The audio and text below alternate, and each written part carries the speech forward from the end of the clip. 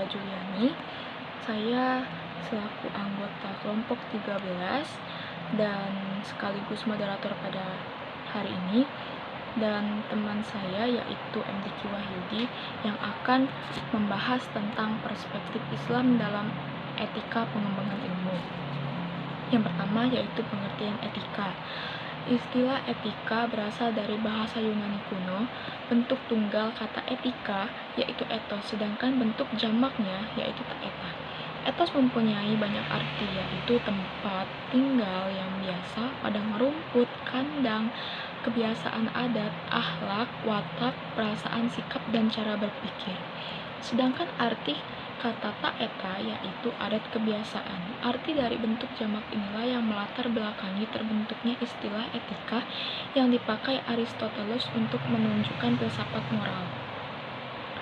Jadi secara etimologis, asal-usul kata etika mempunyai arti yaitu ilmu tentang apa yang biasa dilakukan atau ilmu tentang kebiasaan. Dalam Kamus Besar Bahasa Indonesia yang lama, Purwadarminta sejak 1963 mengutip dari Bentens 2000, etika mempunyai arti sebagai ilmu pengetahuan tentang asas-asas akhlak moral.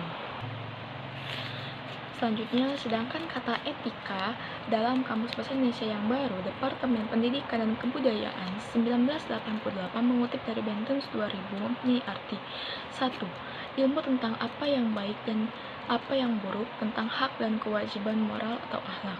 Yang kedua, kumpulan asas atau nilai yang berkenaan dengan akhlak. Yang ketiga, nilai mengenai benar dan salah yang dianut suatu tingkah laku manusia, tidak hanya menentukan kebenarannya sebagaimana adanya, tetapi juga menyelidiki manfaat atau kebaikan seluruh tingkah laku manusia. Selanjutnya, saya akan menjelaskan apa itu ilmu. Ilmu merupakan kata yang berasal dari bahasa Arab. Masdar dari alima ya'lamu yang berarti tahu atau mengetahui. Dalam bahasa Inggris, ilmu biasanya dipadankan dengan kata science, umumnya diartikan ilmu, tapi sering juga diartikan dengan ilmu pengetahuan, meskipun secara konseptual mengacu pada makna yang sama.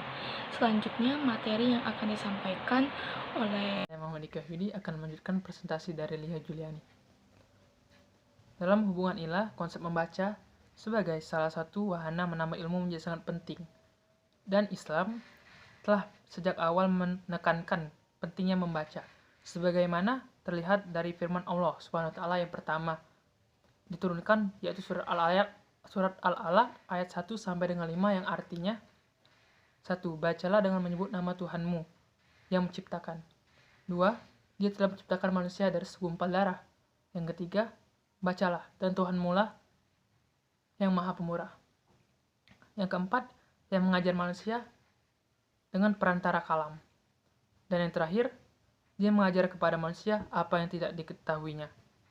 Maksudnya, Allah mengajar manusia dengan perantara, yaitu tulis dan baca. Menurut Yusuf Al-Qardawi, etika yang harus diperhatikan dalam mengembangkan ilmu pengetahuan adalah 1. Rasa tanggung jawab di hadapan Allah SWT. Yang kedua, amanah ilmiah. Yang ketiga, tawadu. Yang keempat, iza. Yang kelima, mengutamakan dan menerapkan ilmu. Yang keenam, menyebarkan ilmu. Dan ketujuh, yang terakhir adalah hak cipta dan penerbit. Selanjutnya, yaitu bagian terakhir, yaitu tahap kesimpulan. Kesimpulan, ilmu sangat bermanfaat, tetapi juga menimbulkan bencana bagi manusia dan alam semesta. Tergantung dengan orang-orang yang menggunakannya. Untuk itu, perlu ada etika. Ukuran-ukuran yang diyakini oleh para ilmuwan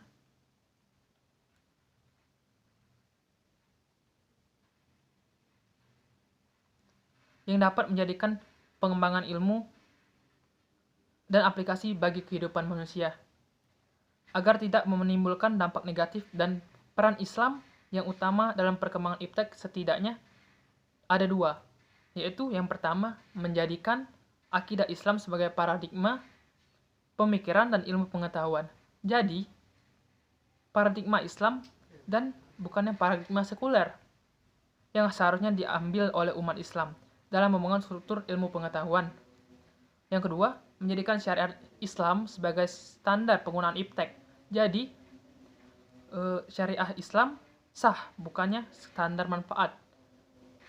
Utilitarisme yang seharusnya dijadikan tolak ukur umat Islam dalam mengaplikasikan iptek. Jika dua peran ini dapat dimainkan oleh umat Islam dengan baik, insya Allah akan ada berbagai berkah dari Allah kepada umat Islam dan juga seluruh umat manusia. Mari kita simak firman-Nya, kalau sekiranya penduduk negeri-negeri beriman dan bertakwa, pastilah akan melimpahkan kepada mereka berkah dari langit dan bumi. Tetapi mereka mendustakan ayat-ayat kami. Maka kami siksa mereka disebabkan perbuatannya. Quran, Surat Al-A'raf, ayat 7. Terima kasih. Assalamualaikum warahmatullahi wabarakatuh.